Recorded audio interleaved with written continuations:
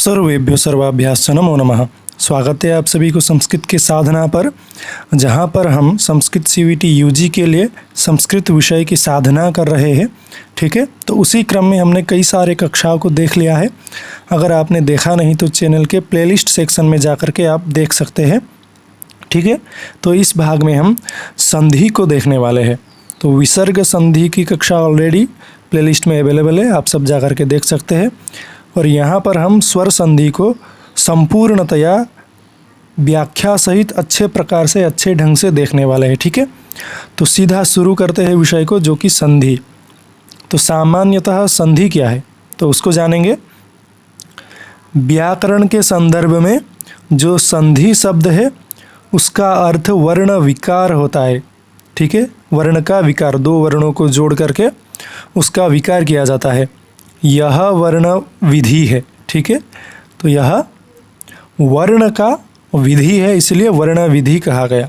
ठीक है, दो पदों या एक ही पद में दो वर्णों के परस्पर व्यवधान रहित सामीप्य, अर्थात संहिता में जो वर्ण विकार होता है, वर्ण परिवर्तन होता है, उसे संधि कहते हैं, है ना।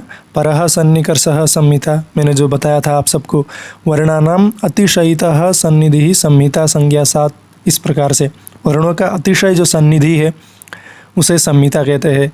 वो एक पद में भी हो सकता है या फिर एक से ज़्यादा दो पद में भी हो सकता है ना। तो उसे ही संधि या फिर संहिता कहते हैं, जो कि वर्ण का विकार या परिवर्तन है। तो विद्याधन आलयः, तो विद्यालयः दो पद का यहाँ पर एक हुआ है ना, इसलिए संधि है विद्यालय। यहाँ पर विद्या आ, विद्या फिर आ और लय है ना। विद्या को अलग कर दिया, लय को अलग कर दिया। जो विद्या के बाद आ था और जो आलय का पहला आ था, उन दोनों को जोड़ करके आ और आ, दोनों को जोड़ करके केवल एक आ बचा है। बाकी सब तो सेम ही है, विद्या लय है ना। सिर्फ आ, विद्या में आ जोड़ करके विद्या और लय लगने से संधि हुआ है, इस प्रकार से। ठीक है, देखिए आ और आ की अत्यंत समीपता के कारण दो दीर्घ वर्णों के स्थान पर एक आ वर्ण दीर्घ एकादेश हो गया है ना। दो थे आ, लेकिन एक आदेश हो गया है, एक का आदेश, सिर्फ एक दीर्घ आ बचा है। ठीक है, तो संधि मुख्यतया तीन भेद, संधि के तीन भेद है। कौन से मैंने बताया था, स्वर संधि, व्यंजन संधि, विसर्ग संधि। स्वर संधि स्वर वर्णों के बीच होता है, व्यंजन संधि या फिर हल संधि व्यंजन वर्णों के बीच, और विसर्ग संधि विसर्ग से होता है। ठीक है, तो अच यानी स्वर वर्ण, इसीलिए अच संधि भी कहा जाता है स्वर संधि को। चलिए, तो देखिए स्वर संधि, दो स्वर वर्णों की अत्यंत समीपता के कारण यथा प्राप्त वर्ण विकार को स्वर संधि कहते हैं। दो स्वर वर्णों के बीच होने वाला संधि, तो उनमें से सिलेबस में लगा हुआ है दीर्घ संधि ही। तो उसका मुख्य सूत्र है अकः सवर्णे दीर्घ, जो कि मैंने पढ़ाया था। तो उसका अर्थ क्या होगा, अकः सवर्णे दीर्घ, अर्थ क्या बनेगा, यदि ह्रस्व या दीर्घ अ ई उ है ना, ह्रस्व हो या फिर दीर्घ हो, इन तीन वर्ण, तथा री भी, री स्वर भी यहाँ पर गिना जाएगा। अक है ना, अ ई उण रील रिक, तो अ ई उ री, ये चार वर्ण आते हैं। इनके पश्चात ह्रस्व या दीर्घ अ ई उ री, ये स्वर अगर आए तो मिलकर क्रमशः इनका दीर्घ रूप बन जाता है आ ई उ री, इनका दीर्घ रूप शेष बचता है ना। इसीलिए इसे दीर्घ संधि कहते हैं, है ना। आ हो या फिर आ हो तो जुड़ करके बनता है दीर्घ आ, ई दीर्घ ई ह्रस्व ई, तो जुड़ करके दीर्घ ई बनता है। उ दीर्घ उ, तो दीर्घ उ बनता है जुड़ करके, है ना। री फिर से री, तो दीर्घ री जुड़ करके बनता है। तो दीर्घ एकादेश होता है ना, इसीलिए अकः सवर्णे दीर्घ। तो पुस्तक आलयः, पुस्तक के बाद अ था, फिर आलय में पहले आ है लेकिन जुड़ करके केवल आ बचा, पुस्तकालयः। देवाशीषः, देवाशीषः, यह भी दीर्घ संधि का उदाहरण है। दैत्य अरिहि, यह पूछा गया है परीक्षा में। दैत्य धन अरि, दैत्यारिहि। दैत्य इसके बाद अ था और पहले अ है, दोनों जुड़ करके आ बना दीर्घ, दैत्यारिहि। यहाँ पर यह देखने के कारण आप यण संधि मत मानिएगा, है ना। तो यहाँ पर दीर्घ संधि हुआ है, यह पूछा जाता है। च धन अपि, चापि। विद्याधन अर्थी, विद्यार्थी। गिरिधन इंद्र, गिरीन्द्र। कपिधन ईशः, कपीशः। महीधन ईशः, महिषः। नदीधन ईशः, नदीशः। लक्ष्मीधन ईश्वरः, लक्ष्मीश्वरः। सुधन उक्तिः, सूक्तिः। भानुधन उदयः, भानुदयः। पितृधन ऋणम, पितृणम, है ना। तो इस प्रकार से दीर्घ संधि समाप्त हुआ। तो देखिए अगला संधि है गुण संधि। तो यह भी परीक्षा में पूछा ही जाता है। तो आद गुणः, इस सूत्र से गुण संधि होता है, लेकिन गुण विधायक सूत्र क्या है, अदेंग गुणः, वह अलग विषय है। ठीक है। तो यदि अ और आ के बाद ई या फिर दीर्घ ई आए तो दोनों के स्थान पर ए एक आदेश हो जाता है ना। देखिए एक तो बनता है ए, फिर से यदि अ और आ के बाद उ या फिर दीर्घ उ आए तो दोनों के स्थान पर ओ एक आदेश होता है। तो इसे क्या कहते हैं, गुण संधि। और एक नियम है, अ और आ के बाद यदि री आए तो दोनों के स्थान पर अर एक आदेश हो जाता है। तो देखिए गुण में क्या क्या होगा, एक तो ए एक आदेश होगा, फिर ओ एक आदेश होगा, फिर अर एक आदेश होगा।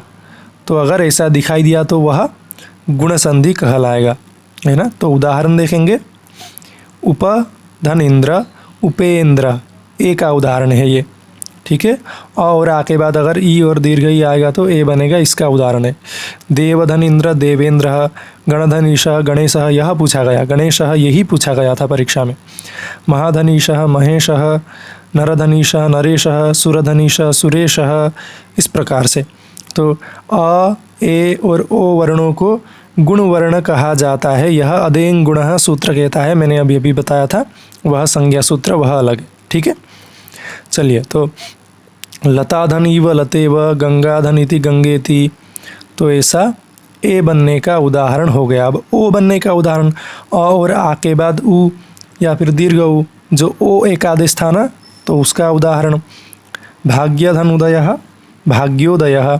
सूर्यधन उदयः, सूर्योदयः। नरधन उत्तमः, नरोत्तमः। हितधन उपदेशः, हितोपदेशः। तो हितोपदेश किसकी कृति है, वह भी पूछा जाता है। हितोपदेश नारायण पंडित की कृति है। पंचतंत्र विष्णु शर्मा की कृति है। चाणक्य नीति चाणक्य की कृति है। अर्थशास्त्र कौटिल्य की कृति है। ठीक है। महाधनोत्सवः, महोत्सवः। गंगाधनुदकम, गंगोदकम। यथाधनुचितम, यथोचितम। गंगाधन ऊर्मिः, गंगोर्मिः। महाधनुरुः, महोरुः। नवधनुढ़ा, नवोढ़ा। ऐसा। ठीक है। तो अगला है अर, जो एक आदेश होगा, अ और आ के बाद री या फिर री आने से अर एक आदेश जो होता, उसके उदाहरण। तो यह देवर्षि ही पूछा गया है, कौन सा संधि है। ठीक है। देवधन ऋषि, देवर्षि। गुण संधि हुआ है, ध्यान रखिए। ग्रीष्मधन ऋतु, ग्रीष्म ऋतुः। वर्षाधन ऋतु, वर्ष ऋतुः। ठीक है। तो यह गुण संधि यहीं पर समाप्त होता है। यहाँ से प्रश्न बने हुए हैं। तो अगला है वृद्धि संधि। वृद्धि रेचि, वृद्धि रादय जो संज्ञा सूत्र है, वृद्धि संधि करने वाला सूत्र है वृद्धि रेचि।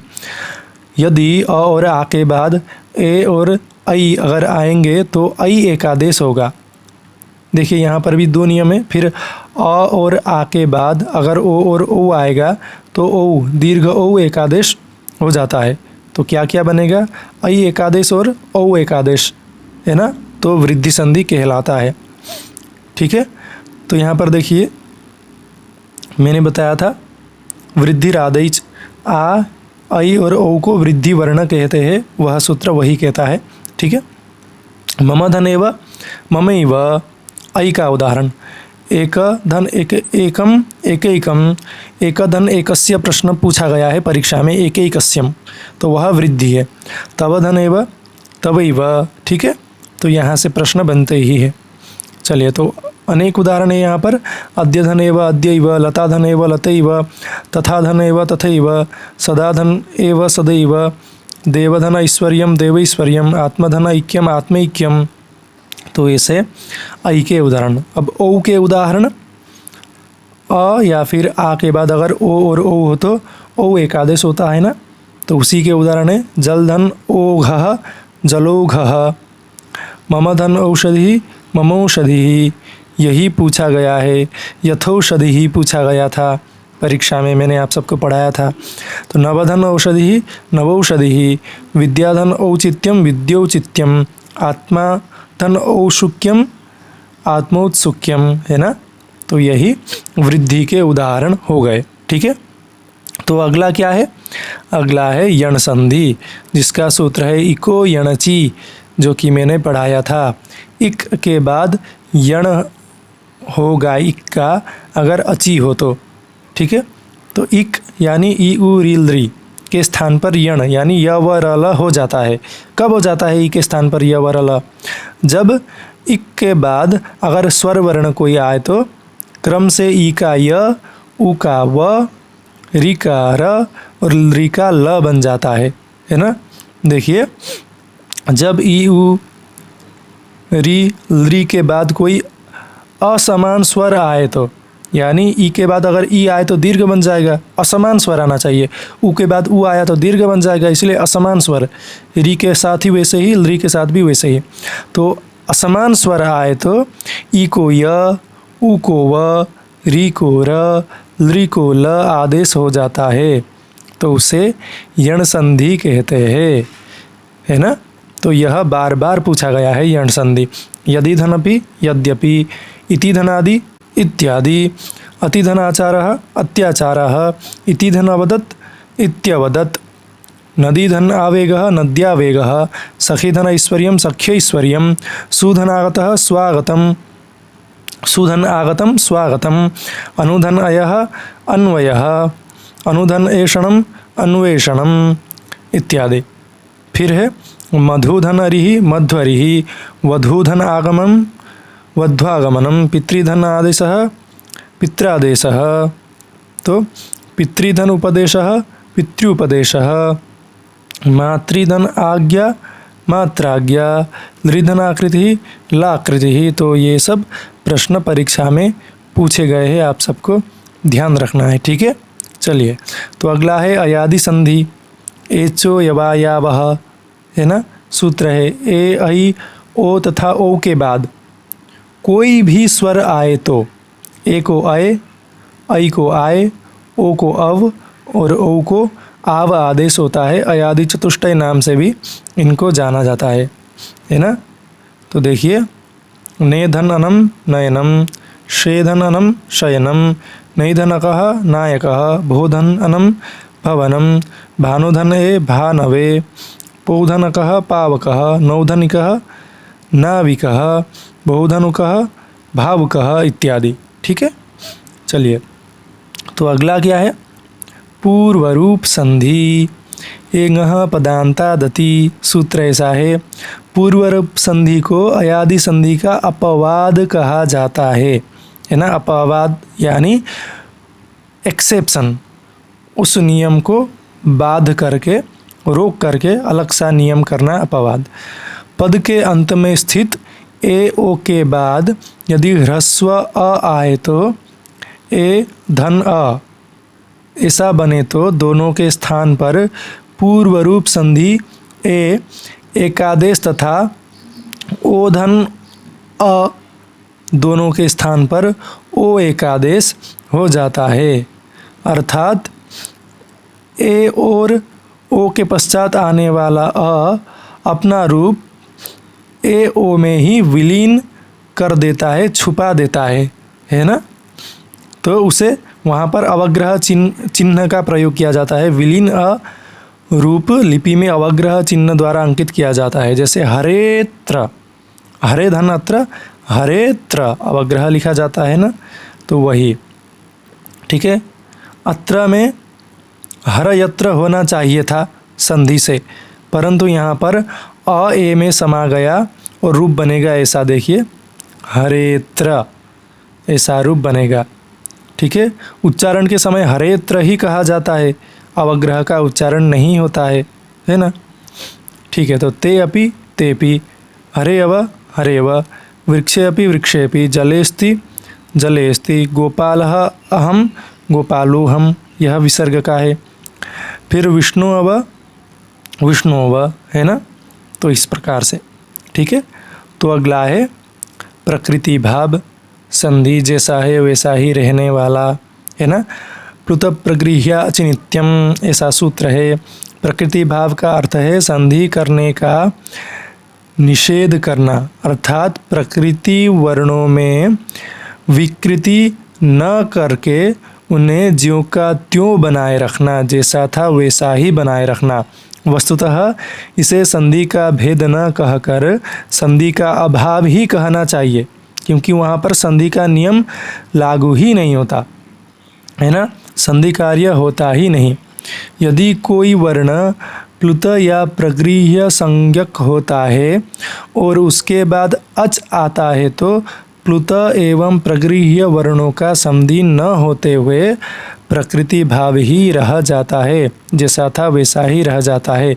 तो प्रगृह्य क्या है पूछा जा सकता है। इदुदे द्विवचनम प्रगृह्यम अदसोमात, इस प्रकार से बहुत सारे सूत्र प्रगृह्य के प्राप्त होते हैं। ठीक है, तो देखिए यहाँ पर उदाहरण दिए गए। कवि धन इच्छतः, विष्णुधन इमौ, बालके धन आगच्छतः। यहाँ पर कवि, विष्णु, बालिके ये क्रमशः ईकारांत उकारांत एकारांत द्विवचन के रूप में होने के कारण प्रगृह्य संज्ञक है। इसीलिए यहाँ किसी प्रकार की संधि नहीं की जाती है। कवि इच्छतः वैसा ही रूप बनेगा, विष्णु इमौ वैसा ही रूप बनेगा, बालिके आगच्छतः वैसा ही रूप बनेगा, बिल्कुल का बिल्कुल। तो यहाँ पर संधि नहीं होगा। तो यह आप सबको पूछा गया है, विष्णु इमौ परीक्षा में पूछा ही गया है। ठीक है, तो अगला क्या है, अदसोमात सूत्र का, है ना। अदस शब्द के म के बाद ई या उ आए तो वहाँ पर भी प्रगृह्य संज्ञा होता है। अमी धन ईशा, अमो धन आसाते, तो यहाँ पर भी कोई परिवर्तन नहीं होगा। तो वह क्या होगा, प्रगृह्य संज्ञक होकर के कोई रूप परिवर्तन नहीं होगा, तो प्रकृतिभाव संधि कहा जाएगा, है ना। क्योंकि अमी अमो प्रगृह्य संज्ञक है, तो यहाँ पर संधि नहीं होगा। फिर प्लुत वर्ण में प्रकृति भाव का उदाहरण क्या है, देखिए।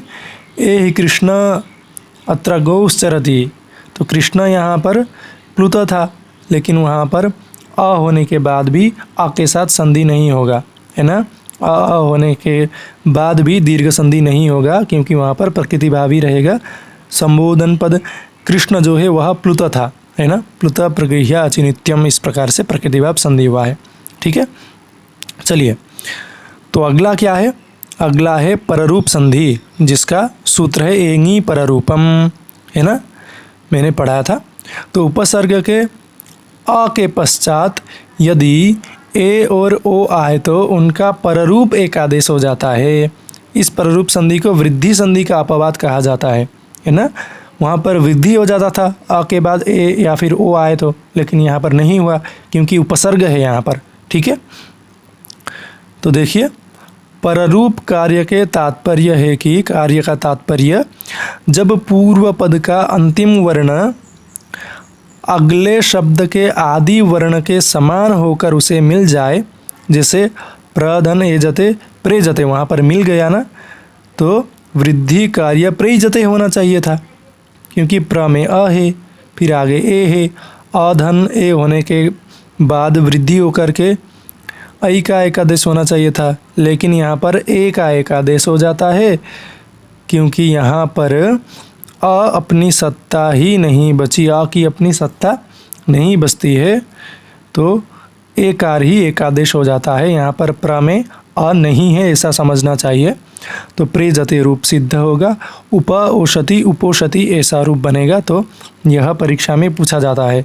तो प्रेजते किस संधि का उदाहरण है, उपोषति किस संधि का उदाहरण है, या फिर शुद्ध रूप कैसा है। ठीक है, तो यह पूछा जाएगा, आप सबको ध्यान रखना चाहिए।